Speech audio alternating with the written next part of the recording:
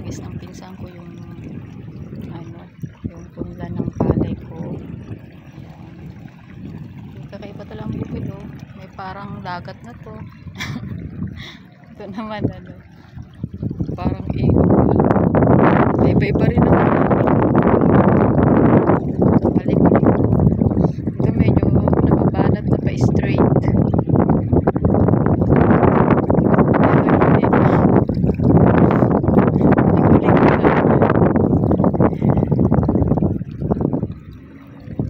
Lalagay sana tayo ng ng bandila. Sabi ko may plastic na stick. Yan. Pero walang stick kaya pumutol ako ng puno ng mulberry. Ayan. Tapos nilagyan ko na may napulot akong plastic. Tinali ko lang. And then yan. O diba sosyal? May bunga pa yung mulberry. Tutusok ko pala. Pantaboy daw to ng guys. Pantaboy daw ng mga ibon. Medyo itinigil niya ang ulan. Kagabi sobrang lakas. Kala namin hindi na kami makapagpahagis. Kala ko hindi makapaghagis ng bindi yung pinsan ko. Thanks God. Binigyan niya ng chance. Kaya umaga tumigil. Ay, ganito lang ang buhay sa taniman. Namimiss ko lalo tuloy si tatay.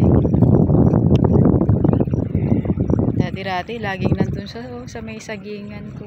Nandun siya nakatanaw. Kahit pinupuntahan ko siya, nandun lang. Siyang nangungunang mag-ayos ng mga pilapil sa taniman. Sasabihan lang niya ako pag magtatanim na. O magdadala ng mga pammeryenda. Ngayon ako na lang. Nakakapanibago. O diba? Yung pilapil parang pa-letter C na yan. O diba? Nasa yan? Nasa nag-ooperate ng tawag nun. Traktor. Just straight.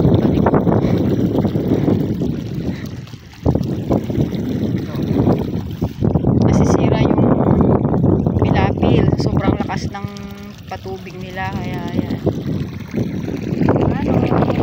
Pinabuksan yung pilapil mo para may daanan yung sobrang daanan ng tubig.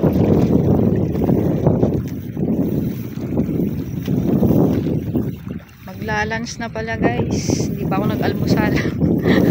Magaga ko gumising kanina. Alas 5 na naman. Nakabahan ako sa inantay ko yung pinsan ko magising kung lalagay siya ng gahagi siya nung punla. Nandun yung pinaghagisan niya. Buti na lang walang ulan. Ganito ang buhay. Ayun sa sobrang lakas ng patubig niya nalulunod na yung mga binhi. Asaan ka na? Ay sa bagay. Sabi ni tatay pala pag tumubo na yung mga palay, pwede nang parang pag umaga parang papaapawin mo, parang lulunurin mo para magsumigasig silang umangat daw. Iaangat niya yung kanyang dahon. Baka yun ang ginagawa ni Manong. Kaya yung iba naman kalahati lang sa tanim. Ay, kapagod, maglakad lang.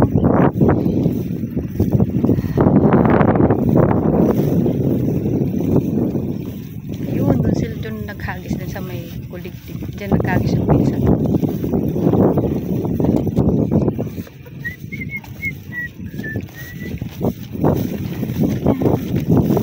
Enjoy lang. Enjoy lang lahat ng ginagawa. Visit lang sa taniman. Katapos uupo. Alaga. Ayan.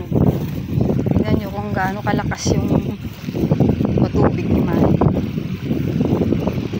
Daming water lily oh.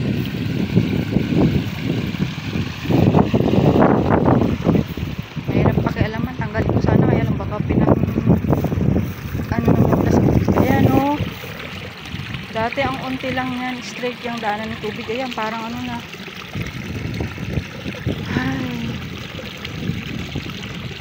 Masisira talaga tong nilagay. Gumamit pa naman sila ng backhoe para matabunan tong daanan. Oops. Yan. Yan ang aking nahagis kanina. Tumutubo pa lang.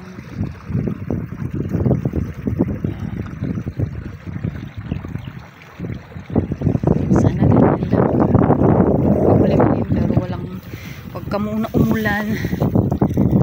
Okay guys, thanks for watching. Sisimula lang ng pag hahanda sa taniman, mga binhi, pag-ayos sa pilapil. Mamaya busy na lahat, wala nang matawag na maggagawa. Kanya-kanya na lahat. Kaya dapat maagap hanggat may time paggawain na. And thanks for watching.